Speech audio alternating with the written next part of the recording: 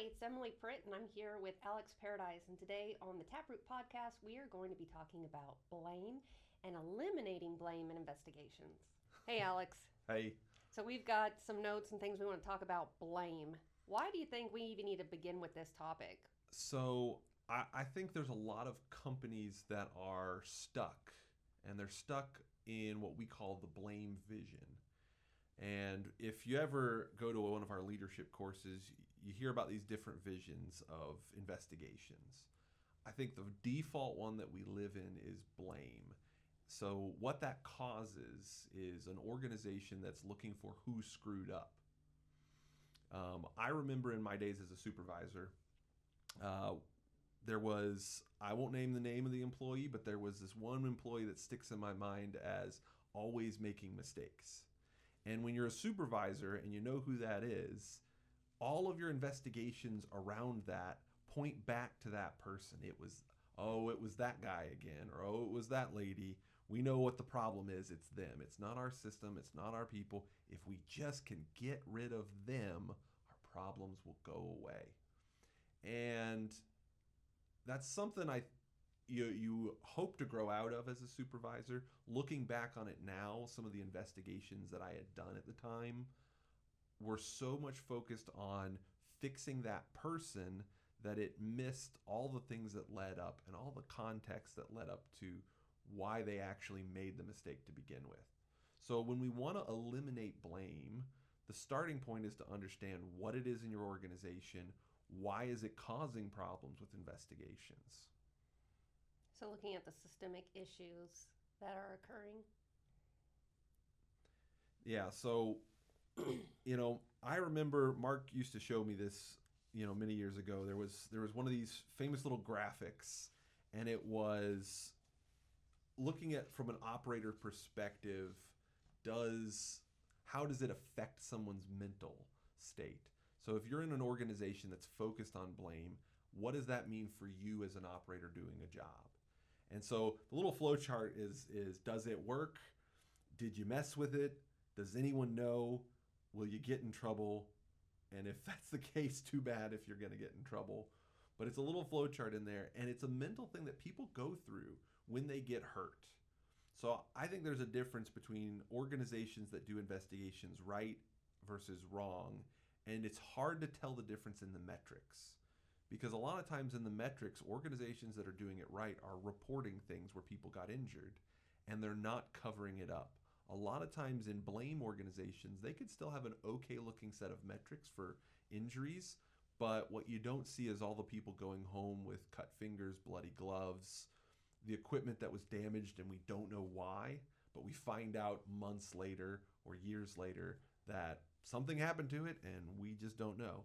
So I think there is an element of people hiding mistakes in organizations because they fear retribution for them making a mistake. That's lack of psychological safety. Yeah, so very much so. It's very popular now talking about the psychological safety.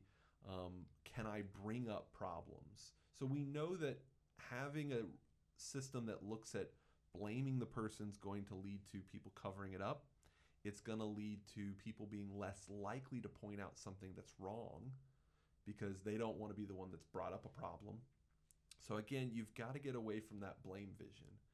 And some people think getting away from blame vision just means, well, we get past it and just focus on getting it operational. I don't care what happened. I'm just going to fight the fire. And that's called crisis management vision, or I like to call it firefighting vision, which is it doesn't matter what happened. We just get operational and we go from there. Again, similar problem. We're still not addressing the issues that caused mistakes. We're just keeping surface level and getting things operational again. So, what if the issue is not systemic and it actually is a particular individual? How do you go about that without blame if we're trying to just throw blame out? So you have to look at what we call the blame categories. So a lot of people there's a ton of different RCA systems out there that try to deal with error. And a lot of them create categories for human error. And they'll call things like bad attitude or maybe a loss of attention. They didn't have their eyes on path. They have a lot of these different terms that they throw out. Two of my favorite, old reliable is operator error. I remember I'd have supervisors report that out all the time. As a manager, they say, oh, the issue was operator error. And immediately you key it in your ears as they don't know what happened. They just know that somebody made a mistake somewhere, they pushed a button wrong, but we don't know why, and they didn't really look into it any further. And so when you see those things like operator error, that's key. That should key in your ear. We haven't done enough investigation. The other one that's my second favorite is, and this is, you can tell a smart person was trying to rewrite the word an idiot made a mistake. It is reasoning capabilities less than adequate.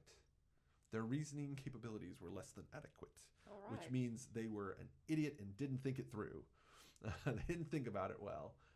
Now, granted, I think nuclear industry probably wrote this, but it ties to, there wasn't time for them to process information, and they're just trying to write it as somebody panicked and did something wrong. But when we think about those kind of things, those blame categories are still trying to, mark it as error, but not look at the underlying system. So, to your question, what are you actually investigating? If somebody's made a mistake, you want to look at what are we covering up for by saying this was human error? This was operator error. Well, I could be covering up for bad training that led a person to make the wrong decision. I could be covering up for a bad procedure that, because it doesn't exist or because it was wrong or complicated or hard to use, they didn't use the procedure. They were going from memory because they didn't want to use that. So we're covering up for bad procedures. So when you say covering up, is this intentional cover up, or are you saying it's just a misidentification of the issue? Yes, it's a misidentification. So, again, people make mistakes. It's a starting point of an investigation. It's not an end point. So could be problems with training, could be problems with procedures, could be problems with the work direction, right? We were supposed to lay out information and set people up for success with work direction. Probably most subtle is bad human factors layout, bad human engineering design. So often we blame somebody for making a mistake when we set them up with a system that is counter to what people, are used to. So how do you identify between that? Is it the system? Is it the person? It's very rarely is it ever going to be the person. The way we do it in Taproot is by identifying causal factors. So we start with looking at error. In Taproot, you got to start with the what. So we gather information of what happened. And when gathering that information of what happened, you're going to find that people made mistakes. In every investigation, I have seen someone made a mistake somewhere. It might not have been that day. It could have been years in the past when the system something was done to it. But someone's made a mistake, and that's normal. That's part of an incident. So when you find that error, that's what we identify as a causal factor. We identified there was an error, but just because it's a causal factor, that's a starting point, not an end point. You said that earlier. I like that. Exactly. Yeah. We're not done just because we found that somebody made a mistake. Mm-hmm. Now we've got to look into the context behind that. And that's where, again, we think about things like training, procedures, human engineering, work direction, our system itself. How was our system setting them up for success and failure? So again, gathering context to different things can help you better understand blame. And instead of getting into, yep, they made a mistake, let's punish the person involved, we then get to, yes, they made a mistake. What can we do differently in our system that will prevent that mistake from being possible in the future? That requires a culture shift, because there's probably a lot of organizations, a lot of companies that may not think that way. It's an easier culture shift than you would think, because if you're following a good system that's focused on getting you away from blame, it's super easy. A lot of people struggle with it because they're doing RCA systems that are bias-based. So, again, 5 whys as the town's whipping boy, if you will. We all know it's wrong, but people still do it anyway. 5 whys. It's based on my experience and my knowledge. And so many people have not had any experience and knowledge with anything other than blame. So they default into it. They'll find a human performance issue and they stop there. They don't know how to dig deeper. They don't know what questions to ask to look at the context behind decisions that people made, behind what led people and set them up for success and failure. So there might be a benefit to some of these autocratic organizations, though, to just blame that person. What would be an incentive for them to not take the easy route? What would be an incentive for them not to blame somebody? Yeah. I mean, that's the low-hanging fruit. We're going to give you more training. We're going to fire you. We're going to write you up. So we know that won't work. The three most common corrective actions: discipline, training, and procedures, which all comes from blame. We're going to write the person up for making a mistake. We're going to retrain them and everybody else with that same great training that caused them to make a mistake in the first place. And then we're going to document that, give it to HR, put it in the procedure so that if anybody screws up in the future, point right back at it. Boom. You signed this paper that said you had that training. It's here in the procedure. You jack, you're out the door. So that's typical. That's like, bread and butter for most organizations. And HR guys, they'll tell you got to do those things in order to fire somebody. To get organizations away from it, the incentive is you can actually fix problems. Because you're doing discipline and training, those are some of the weakest things that you can do to fix issues. And so you see repeat failures. Right. And I don't know what you define it as, but doing the same thing again and again and expecting different results. Insanity. Yeah. So we have to get away from insanity. We have to go to a system that actually looks at what allows people to make a mistake and what can we change in our system to make it less likely.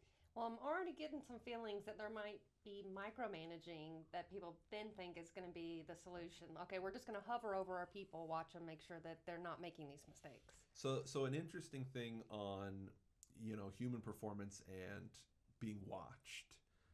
We know that people are going to make mistakes. It is inherent. Even if you're told that you're got to be very careful, you can only do that for so long. So we know that one, the person being watched will eventually make a mistake. Everybody does. We're all human. But also the person that's monitoring them is also going to make a mistake.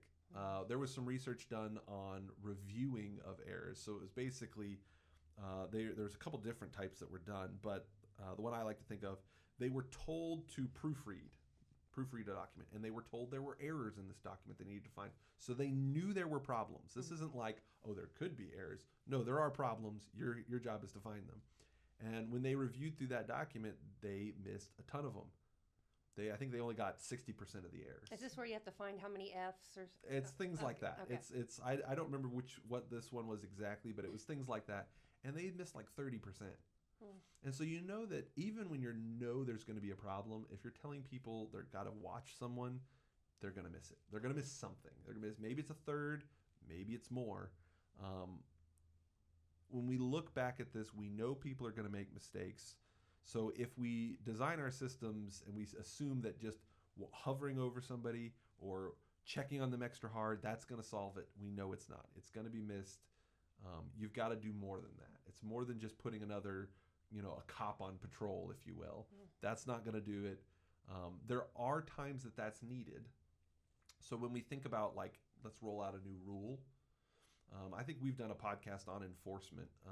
But when we think about rolling out new rules, well, they have to know about the rule. They have to be able to follow it. It has to actually be possible to follow the rule. But you do need a method of positive and negative enforcement of that. So there does have to be some policing in any standard or rule that's rolled out. And they have to be aware of their responsibility in that rule. We call it accountability. So they have to be accountable to that. So you have to have those elements when you roll out a policy or a process. But when it comes to day in and day out tasks, you can't afford to have somebody standing over somebody all the time. And even if you could, we again know by that research, it's not going to result in a perfect system. So you got to do more than just put a lifeguard, if you will. on patrol. So how would these organizations gauge where they're at in the process of eliminating blame and looking more at those systemic issues, being more proactive?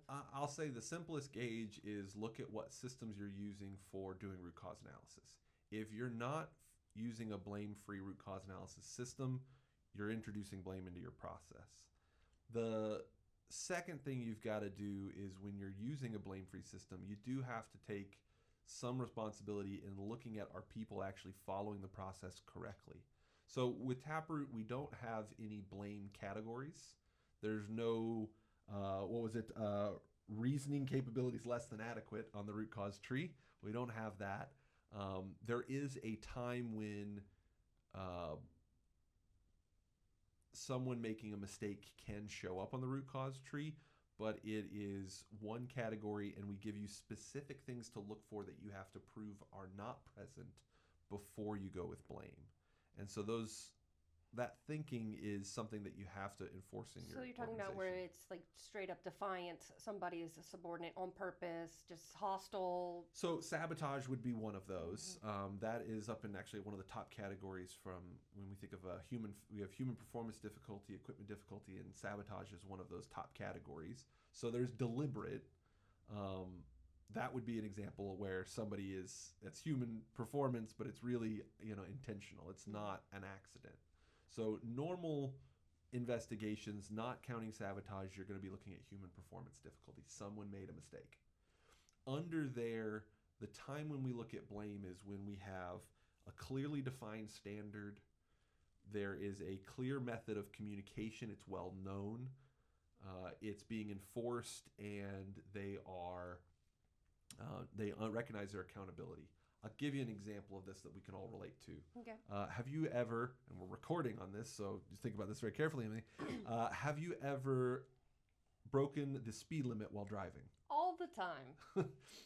Now, I won't say that I have or haven't, right? Or again, this is on tape. I may have once broken the speed limit, maybe once. Daily occurrence. Okay. When you might have broken the speed limit, did you know what the speed was? Oh, absolutely. You knew what the speed was. Did you know the law that said you can't break the speed limit? Oh, show me. Where is it? Yes, I'm aware. It doesn't, surprising to everyone, it doesn't say you can go 5 miles above. No. That's not what it says in the speed limit. It does not. So you knew the law. Okay. So what we've established is you were aware of the rule, and it hadn't recently changed. It's not like, oh, well, I thought I was in a 35. I thought I was in a 60, but I was in a 35, officer. It's not that. We know the rule, and we know that it was not followed. So, right, you're a police officer, you're ready to go right now. Absolutely, she's guilty. Let's write her the ticket. Well, we need to think about, with Taproot, before we just write the ticket for someone breaking a rule, we want to think about the incentive structure. Did we set them up for failure with this? Now, why do you speed? I'm listening. Why do you speed? I'm in a hurry. You're in a hurry. And it's fun. I enjoy it. It's fun and in a hurry. So we've got those two things for why we speed. And it's dangerous. Please, don't speed. There are times when you don't speed. When is that? When do you not speed? When there's a cop behind me. When there's a cop behind you? Okay. What else? Maybe when I have other people in the vehicle, besides myself. Small child. Yeah. Okay. I don't know. I mean, I am a serial speeder. So. We had snow not that long ago. Do you speed in the snow? It depends on how I'm feeling that day, probably. Not ice. Snow, yes. Ice. Yeah, I wouldn't speed if it was snowing. If it's heavy rain, hard to see visibility, I'm lowering my speed. Yeah. Right. So we've learned something about Emily's risk tolerance here. I'm risky. So. If insurance is what. Yeah, I told you. You got to be careful on this. Allegedly, she speeds. Allegedly. Yes. So when we look at these incentives, every time you drive, do you feel like you get there faster? No. Do you feel like it? Why when you speed? Maybe. I don't know. I'm probably a little more frustrated, but. Well, you're always speeding. On a road trip. Have you been in the traffic here? And we are overpopulated. We barely have traffic. No one in Atlanta or LA would ever think we have traffic. Oh gosh, I drive in Atlanta with. I don't even need to speed in Atlanta compared to how it is here. Their minimum is 80. That's true. Yeah. But it's bumper to bumper. So back to this point here. All right. When you speed, do you think you get there faster because you're speeding? Yeah, sure. Okay. Is it a little fun every time you speed? Oh, yeah. All right. So we call those soon certain positives, incentives. Soon certain positives. Yes. Okay. Every time you do it, you get the benefit of you think you get there faster and it's fun. Every time you do it. You don't speed. Do you die in a fiery crash every time you speed? Mm-mm. Do you get a ticket from a police officer every time you speed? Mm-mm. Okay. So those are uncertain negatives. Mm-hmm. That means they don't always happen. So when you have a system and you set people up with soon certain positives to break the rule and uncertain negatives to follow the rule, you have a system of non-compliance. So our speeding ticket system is like a case study in how not to get people to follow the rule. The only way you're going to follow is if you're scared of getting a ticket or you have an appropriate level of risk for the conditions while driving. It's a $257 ticket, by the way. Just throwing it out there. More than it's been a while since I've had to pay one. I had to pay one speeding ticket, never again. So now I don't have the secret ability of getting out of a ticket. Have you ever gotten out of a ticket? No, you don't have to answer that question.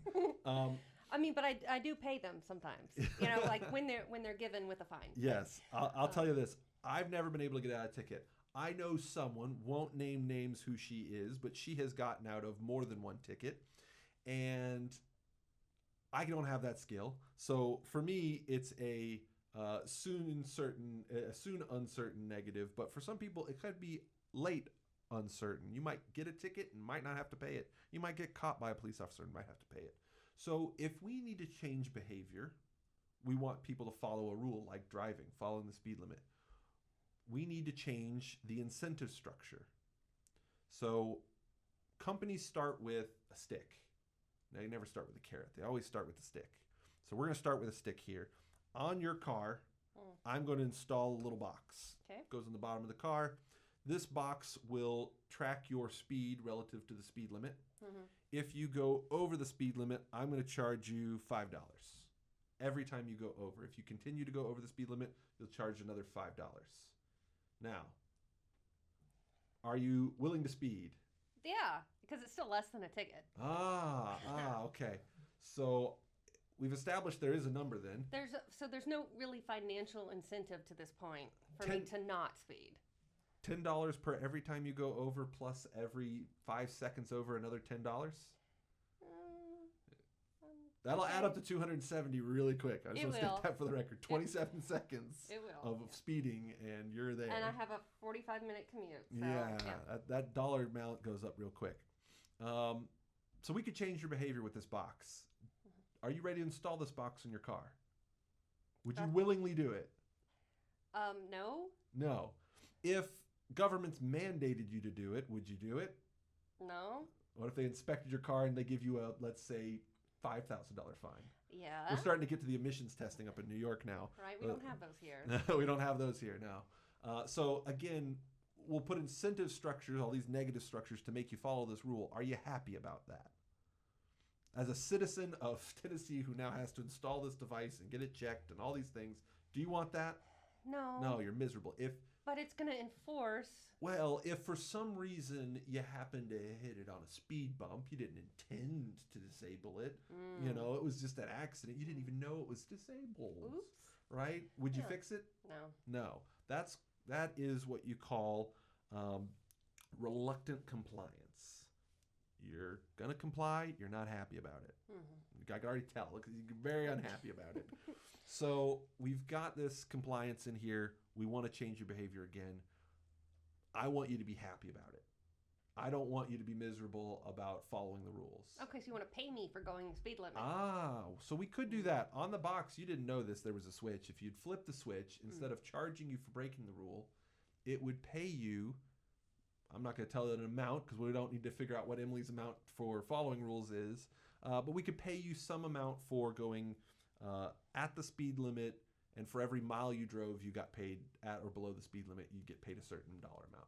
Okay, isn't that already like something with Progressive, the So, Snapshot. And, so a lot of insurance companies are doing that, and they'll have that, and companies as well. They'll install it on their fleet vehicles and telemetrics to tell you the driving and your score, and they'll actually score people. A lot of companies actually give bonuses out for those scores, and they have found that people that have it do have a better driving record. They get fewer accidents, they speed less. It does create a safer system. Now, there's a reluctant compliance with those devices. What do you think that reluctant compliance might be? hmm. Well, there's got to be a cost associated with it. Premiums. So you're afraid because if you install this, it could negatively affect your premiums, and you go, I just want to speed, and it's just going to penalize me. So a lot of people are scared to adopt something like that because they don't think it will change their behavior. So if you were an insurance company and you really wanted to like make it as good as possible, now I'm not saying this is actually the best way to do this, but if you were trying to actually incentivize behavior, you would have it give a little cha-ching noise every time it charged and some other noise for every time you were doing good behavior. Now, eventually that would change your behavior quick enough that you probably, oh gosh, I don't want to, I get those alerts. My car does little weird alert things if I do stuff. Oh, mine too. So it's like those do change a little bit of your behavior. Not perfect, but it does change a little bit. And so you could do something like that with it. But again, there's always going to be a distrust of insurance companies. So installing that may not make 100% perfect results for changing everybody's behavior. So hold on now while we're on the record here. So let's look at the part of, okay, are we speeding by a threshold of, 5 miles per hour or 20 miles per hour and assessing that danger? What about if somebody feels like, well, they're just deviating a smidge? So again, this all comes back to communication and how you uphold the standard. So if that standard is line in the sand, the speed limit, as an organization, you've got to demonstrate that you care about that. Because if me as a supervisor or manager or plant manager or CEO, if I condone the smidge, people will take it. And the next person will go, well, I'm just a smidge over the smidge. Yeah. What's 10 miles over the speed limit compared to 5 miles? It's only 5 more miles. I mean, so suddenly that's how you get justified, and then you got this guy going 90 on the highway in a 65, and you're like, who would do that? Zero tolerance. Yeah, so it's not necessarily about zero tolerance. You've probably got to have a progressive discipline system. That's what we recommend, is figuring out some method of applying that. So that is with speeding tickets, though. There is however, you're in this bracket of speed, this is your penalty, and then it's like, well, we're revocating your license because you were just. So all of those though are uncertain. So that's why they don't work as very well. Because there's not always a guarantee that you're going to be caught. There's no guarantee you're going to get the ticket. So it has to be tied to soon and certain. Every time you do it, this positive or negative incentive occurs. So those you have to tie those in if you can, and they have to be understood. So it's really hard to take this though and recognize that what you need to shift it to. So again, this is one tiny element of blame, but when an organization has to think about how do we change culture, starting from, okay, somebody's made a mistake. Well, before I blame them for that mistake, I have to look at how we trained them. What are our procedures doing? Are they good procedures?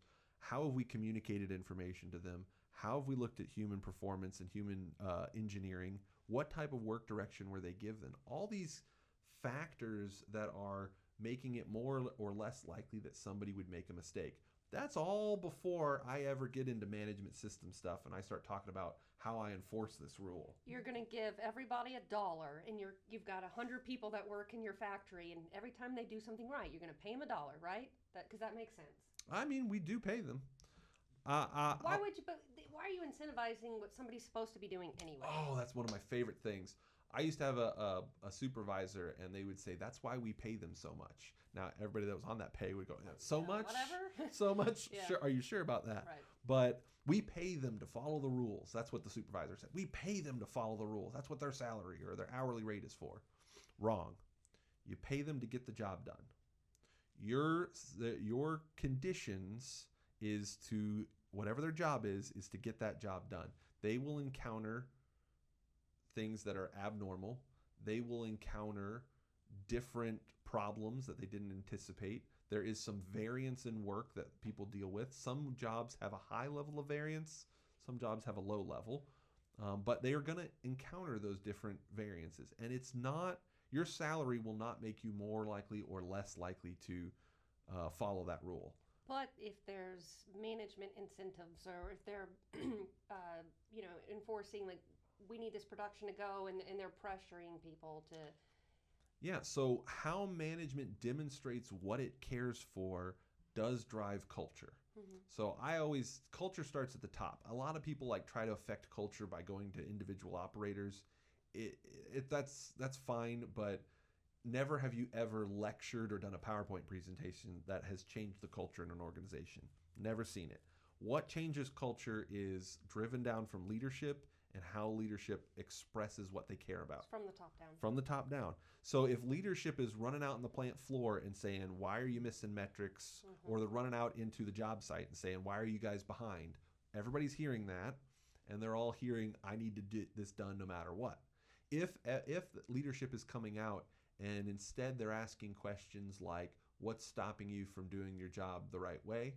Mm-hmm. Or "What's holding you up? What things are causing problems in your job?" If they're asking more questions on how do they make the job easier for people, if they're looking at things like, "Oh, we found a rule that's not working, we need to stop and fix it," if they're giving people that encouragement to make the right kind of changes to do it the right way, and if we are a little behind, we are, but we're at least doing it safely, that can drive culture. So culture is from the top down, but communication is reciprocal, because that culture is listening to the boots on the ground, and so it's reciprocating. Yeah, it's the two-way street. Yeah. It's a two-way street of communication. Basically, leadership communicates values, and operatives communicate when things aren't matching those values. Mm-hmm.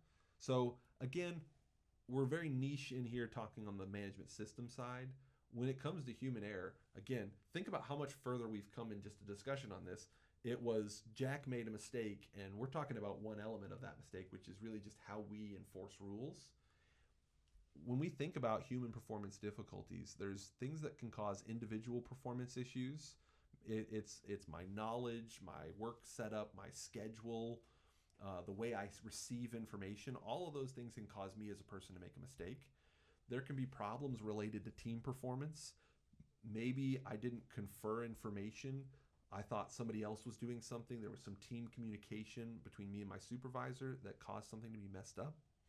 And you can then have management system issues like what we've been talking about that sets up a culture where people are in a hurry, taking shortcuts, breaking rules, or not maintaining the systems that we need to maintain to keep ourselves safe.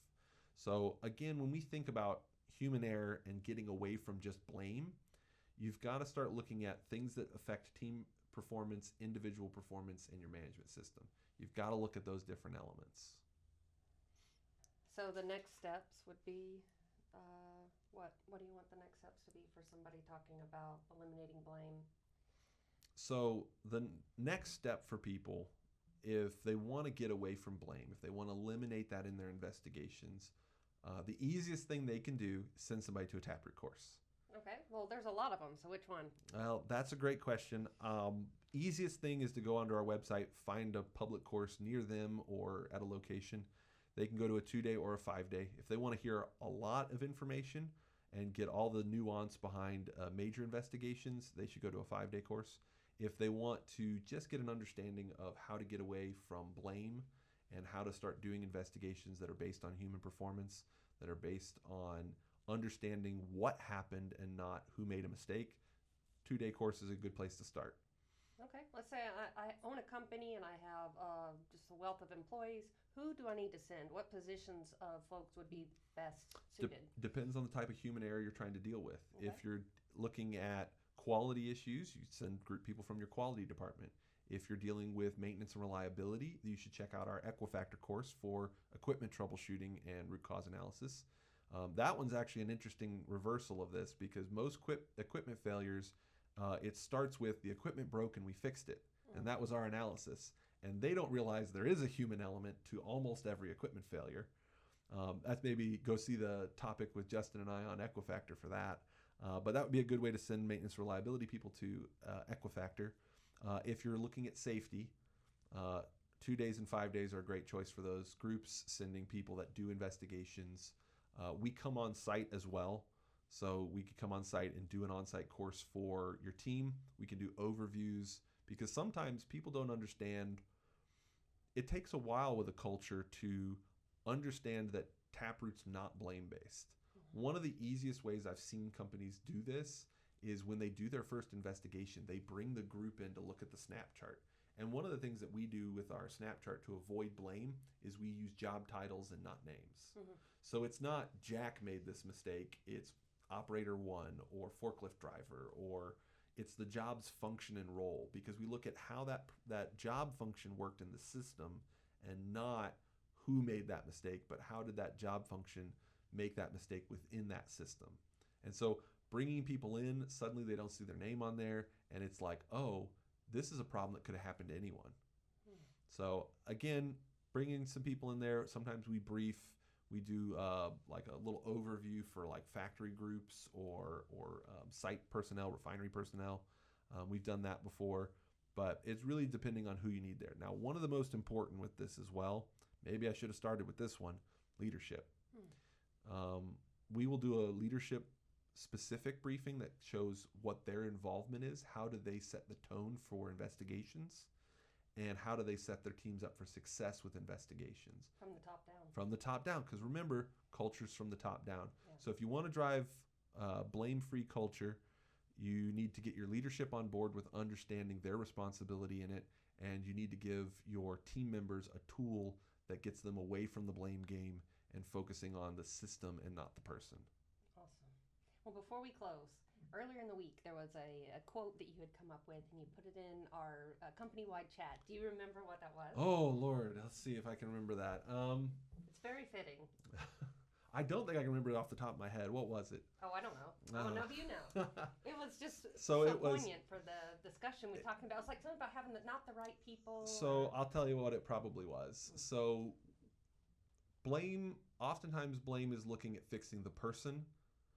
And when you're wanting to do good human performance, instead of looking at fixing the person, you need to look at fixing the system that set them up for success and failure.